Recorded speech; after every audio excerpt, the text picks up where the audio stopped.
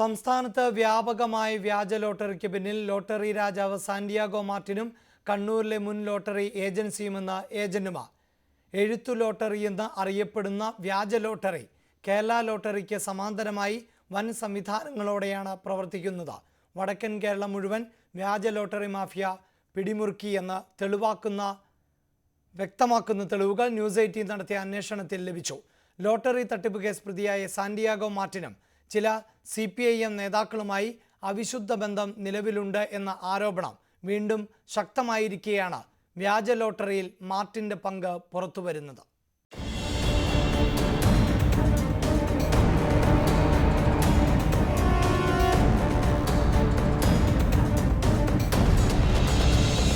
വടക്കൻ ജില്ലകളിൽ ഗ്രാമാന്തരം വ്യാജ ലോട്ടറി പ്രവർത്തിക്കുന്നുണ്ട്. സോഫ്റ്റ്വെയറും ബാങ്ക് അക്കൗണ്ടുകളും പ്രത്യേക മൊബൈൽ നമ്പറുകളും മുതൽ ഏറ്റവും താഴെ ചെറുകിട ഏജന്റുമാർ വരെയുള്ള വൻ ശൃംഖലയാണിത്. കേരള ലോട്ടറിയുടെ സമ്മാനാർഹമായ നമ്പറുകളുടെ അവസാനത്തെ 3 അക്കങ്ങൾ അനുസരിച്ചാണ് വ്യാജ ലോട്ടറിയുടെ സമ്മാനം. മലപ്പുറം താനൂർ പോസ്റ്റ് ഓഫീസിനടുത്തുള്ള ലോട്ടറി കടയിൽ നിന്ന് തുണ്ടുപേപ്പറിൽ ടിക്കറ്റ് നൽകിയ വിൽപ്പനക്കാരനായ സുധീഷ് പറയുന്നത് വ്യാജ ലോട്ടറിക്ക് പിന്നിൽ സാന്റിയാഗോ മാർട്ടിനും കണ്ണൂരിലെ മഞ്ജു ഏജൻസിയുമാണെന്നാണ്.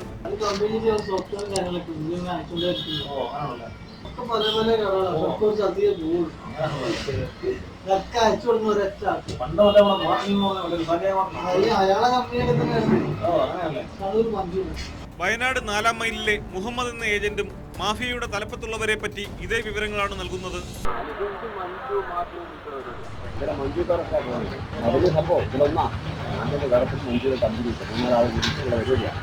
വ്യാജ ലോട്ടറി വ്യാപകമായത് കേരള ലോട്ടറിയുടെ വിൽപ്പനയെ ഗണ്യമായി ബാധിച്ചിട്ടുണ്ടെങ്കിലും മാഫിയയെ ഭയന്ന് ആരും പ്രതികരിക്കാറില്ല.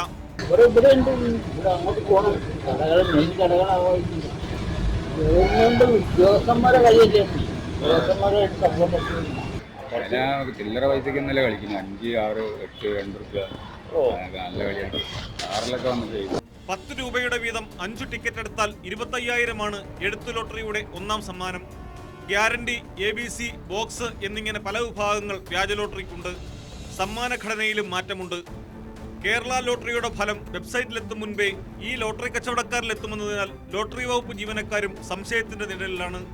പഴയ ഒറ്റ നമ്പർ ലോട്ടറിക്ക് സമാനമായി കൊടുക്കുന്ന ഭാഗ്യപരീക്ഷണം മുതലെടുക്കാൻ ദിവസവും 50 മുതൽ 1000 രൂപ വരെ മുടക്കുന്നവരുണ്ടെന്നാണ് വിവരം.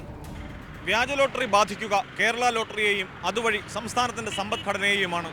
പിന്നിൽ സാന്റിയാഗോ മാർട്ടിനാണെന്ന ഏജന്റുമാരുടെ വെളിപ്പെടുത്തൽ വാസ്തവമാണെങ്കിൽ ഇക്കാര്യത്തിൽ സംസ്ഥാന സർക്കാർ എന്തു നടപടി സ്വീകരിക്കുമെന്ന് കാത്തിരുന്നു കാണേണ്ടതുണ്ട്. ക്യാമറമാൻ ബിപിൻ മുരളിക്കൊപ്പം പ്രദീപ് സി നെടുമൺ, ന്യൂസ് 18 കേരളം.